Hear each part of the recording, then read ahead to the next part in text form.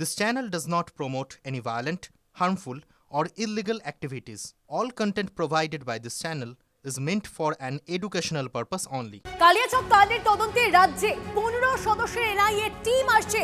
দলের নেতৃত্বে মণিপুরের এসপি পদমর্যাদার এক অফিসার রয়েছে। এই দলে আর কারা কারা রয়েছেন ডিটেইলস জানবো আমাদের প্রতিনিধি সুজয় থেকে সরাসরি। সুজয়,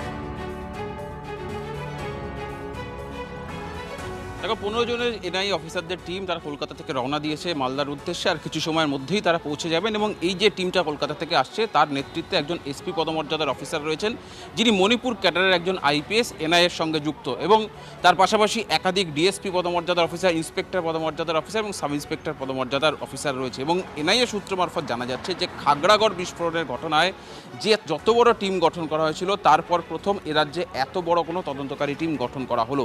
এবং এর বাইরেও একজন আইজি এনআইএ সোনিয়া সিং, তিনি ইতিমধ্যেই গুয়াহাটি থেকে কলকাতায় এসেছেন এবং যেটা জানা যাচ্ছে সূত্র মারফত যে তিনি কলকাতা থেকে বসেই তদারকি করবেন গোটা তদন্ত প্রক্রিয়া। তার কারণ আগামী 6 তারিখে সুপ্রিম কোর্টে রিপোর্ট ফাইল করতে হবে এনআইএকে, যে কী ঘটেছিল, কেন ঘটেছিল, পরিকল্পনা কার ছিল, এবং যে দুজন ইতিমধ্যেই গ্রেফতার হয়েছে উস্কানি দেওয়ার ঘটনায় তার বাইরে অন্য কেউ ছিল কিনা, বিস্তারিত তথ্য সুপ্রিম কোর্টকে দিতে হবে এনআইএকে। সেই জন্যই এত তৎপরতা, এত সিনিয়র অফিসারকে এই তদন্তে যুক্ত করা। এবং এই টিমটা এনকোয়ারি করার পর তারা পৃথকভাবে মামলা রুজু করবে। পশ্চিমবাংলায় আইন শৃঙ্খলা বলে কিছু নাই, রাষ্ট্রবিরোধীরা দাপিয়ে বেড়াচ্ছে। এটা আমরা বছরের পর বছর বলে আসছি। এই সরকারকে বরখাস্ত করা উচিত ছিল, হয়নি। আজকে এখানে নিজে বিচারক এসে আক্রান্ত হচ্ছেন, তার সুরক্ষা নেই। তাহলে পশ্চিমবাংলায় বিচার ব্যবস্থার অবস্থা দেখুন আপনারা। এখানে হাইকোর্টেতে জজকে হিয়ারিং করতে দেয় না, তার এজলাসে ঢুকে শাউটিং করা হয়, ঘেরাও করা হয় জজকে। আর জজরা আজকে রাস্তায় দাঁড়িয়ে মার খাচ্ছেন, গাড়ি ভাঙা হচ্ছে। তো আজকে বুঝতে পারছেন সুপ্রিম কোর্টও, নির্বাচন কমিশনও, তো কী অবস্থা এখানে বাংলার লোকেরা আছে আর কি করে শান্তিপূর্ণ নির্বাচন হবে।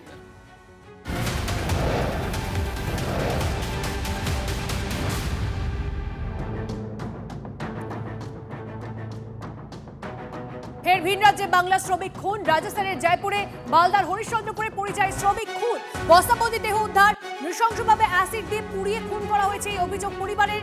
মৃত যুবকের নাম শেখ শাহাদ, বয়স 35। 1.5 মাস আগে বাড়ি থেকে জয়পুরে কাজ করতে যায়। ভোটের জন্য বাড়ি ফেরার কথা ছিল তার আগে।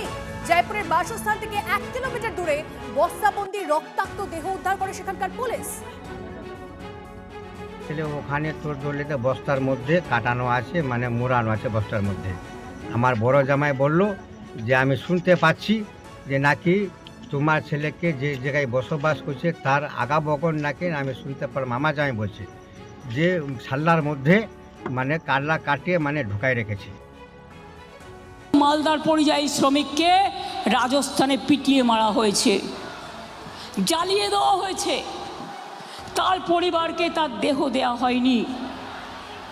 আমাদের যারা পরিযায়ী শ্রমিক ভোটের আগে ফিরতে চাইছে, তাদের ট্রেনের টিকিট দেওয়া হচ্ছে না, তাদের আটকে দেওয়া হচ্ছে বাসে।